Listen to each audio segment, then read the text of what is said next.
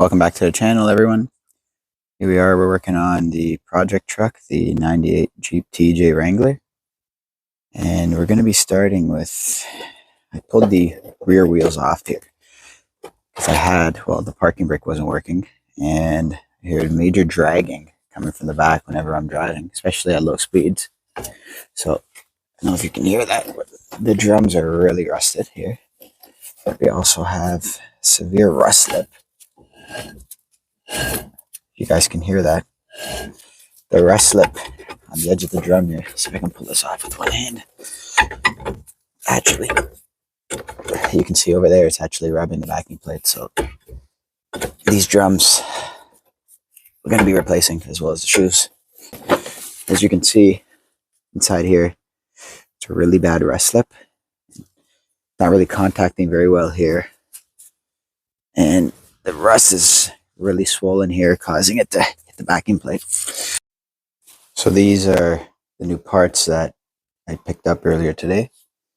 We have a full hardware kit, new shoes, and coated brake drums. Always match up your parts before you start working.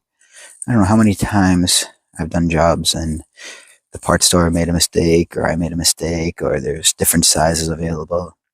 It's just best to double check before you start everything. This is pretty much everything you'll need to do this job. You got anti-seize, handful of rags, this drum brake tool. Now this is old, but I got it from my father, I believe. This is a lifesaver, putting those springs around and stuff like that. Obviously safety glasses, vice grip, pair of needle nose just in case, and brake cleaner. Another thing I do is I try to lay everything out before I start. I know it's a little nitpicky, but especially with drum brakes, the layout of the springs always confuse me at times. So I try to do whatever I can to prevent forgetting the layout. Alright, so the key here is to try to take it apart as together as possible. Obviously we need to remove it from the truck, but what I always found helpful is the more it can stay as an assembly, the easier it is to match it on the new stuff.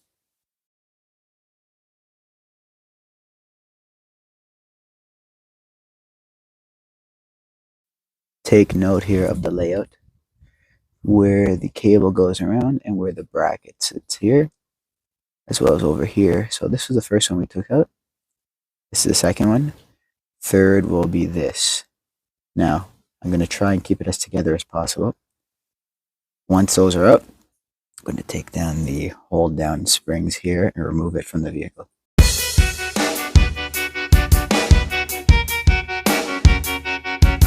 Alright, this now comes out. I'm going to put it with the other new stuff. Next, we're going to be taking these out. For this setup, what ended up working out better for me was the pliers. I was able, because they have a long length to it, it cleared the axle a lot better. But what you want is something like that.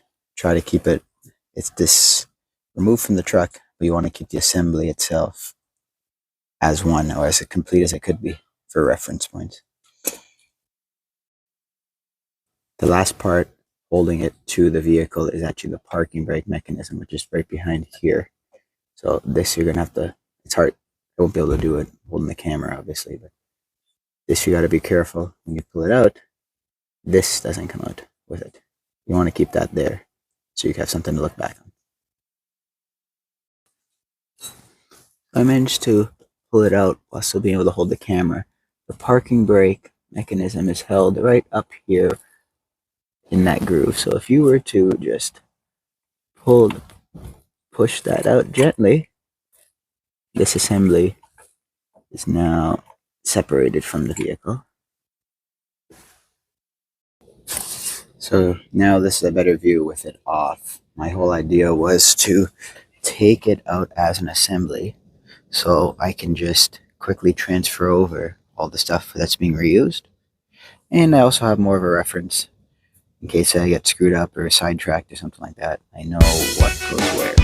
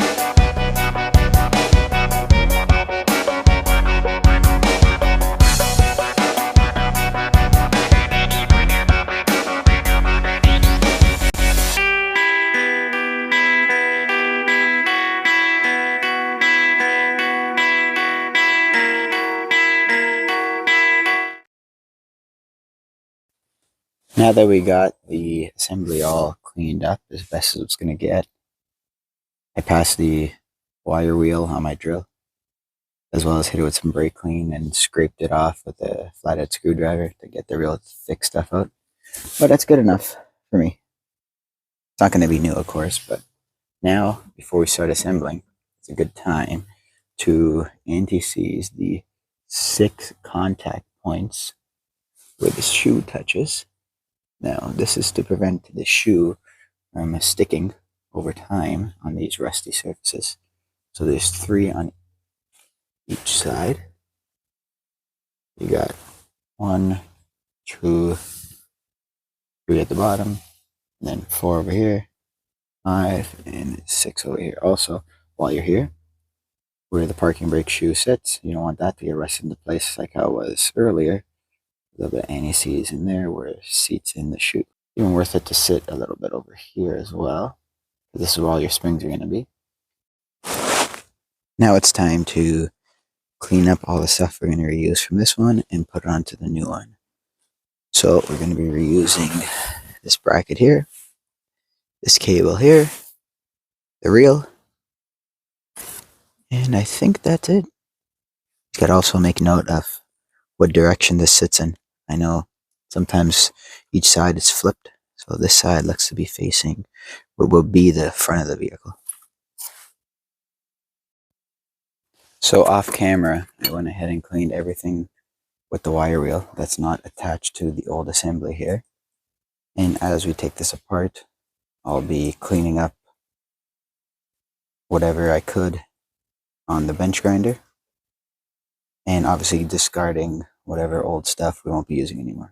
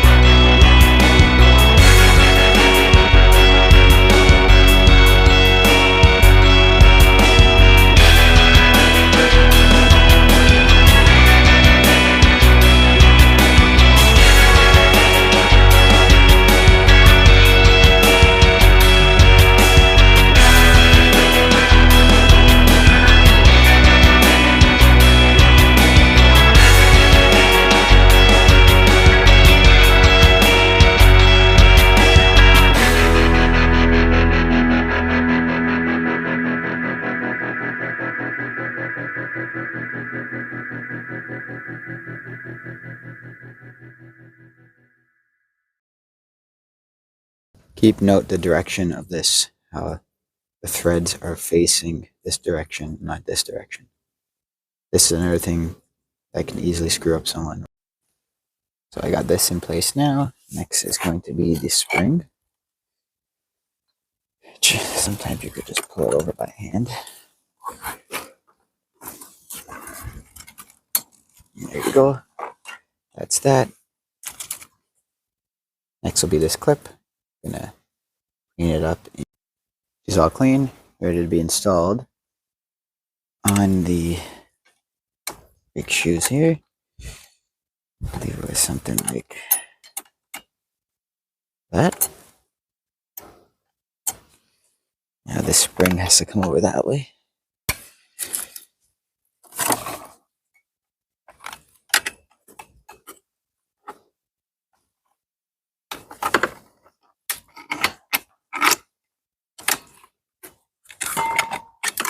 And that's it. Now this will be brought up with the tension of the cable. This one. Once this is under tension, this reel will be brought up.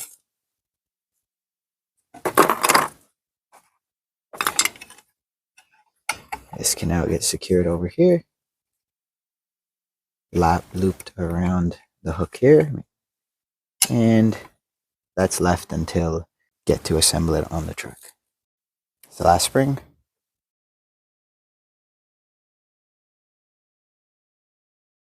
As you can see, I just prepped inside over here. I got that bracket on there with the new spring I have the hold down pins routed through, parking brake cable where it needs to be. Next, I'll bring the whole assembly over to the truck, and the idea is to route these through first, get one secured, do the other one, see if we can get the parking brake in, because with these on, you'll still have a little bit of movement because we don't have the springs up here yet. Then from there, we'll start routing the springs. So I have the new assembly just resting on the axle here, nothing secured yet, but I wanted to make note that inside here, that bracket needs to sit in this notch here, and that one over there. I'm not sure you can see it or not. Once that's sitting there, it's gonna lay it out. That needs to be done before the hold down pins over here.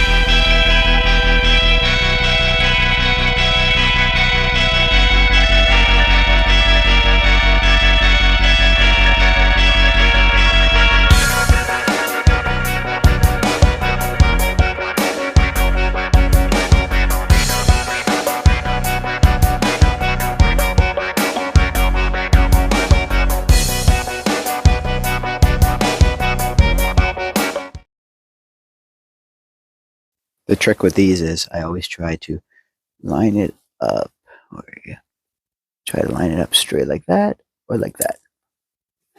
When it doesn't fall, of course, but the idea is you want it to get through the pin as easy as possible. So being that it's either upright or sideways, it's straight as can be, it allows it to get onto the pin that much easier. So what works best for me when installing these springs is I get a vice grip. These are 2-piece. So I bite the vice grip just at the end here, and then get that to sit nice and flush, or as flush as it could. Then from the back, I get the hold down pin through the hole, and I use a hold down pin to twist it in. This stays stationary. This does the rotating motion to lock it into place. That's what I find works best for me, because there's not always a lot of room inside here. So I'd rather rotate it in the back than inside here where it's less room and I can't actually rotate the vice grip.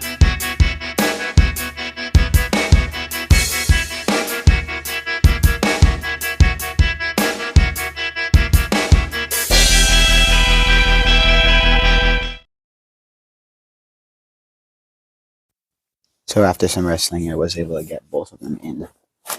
The idea is you want it to kind of be like a cross like that, you know? Up and down, left and right. They're far from each other. Last step is going to be to route these springs back to this mounting plate here. So this tool is a huge lifesaver. So how it works is I'm putting on the last spring here. You just simply pry it over and the spring comes over just like that. Once it's in place, you do like a twisting motion, and there you go, it's in place. So the layout goes: brake shoes, hold down plate, cable, first spring, second spring. So this one's for the mechanism for the adjuster reel down here, and then the last one is just for the final piece of the puzzle is this U-shaped clip here, and that attaches to the rivet on the primary brake shoe. And what that does, it helps create tension for the cable to hold the main adjuster plate to the reel. Now that reel over there adjusts your brake shoe inner and outer. Being that these shoes are new, you're going to want to adjust it all the way in. To compensate the new brake shoes, contacting the new brake drum. Unfortunately, this last scene wasn't recorded properly. My microphone stopped working. So what I was saying was that wraps up the drum brakes. Now I only showed you one side. The other side, the process is the same. So if you run into any trouble or anything like that, just rewind the video to the step you're on. Thanks for watching the channel. Please tune back soon for more videos on the Jeep.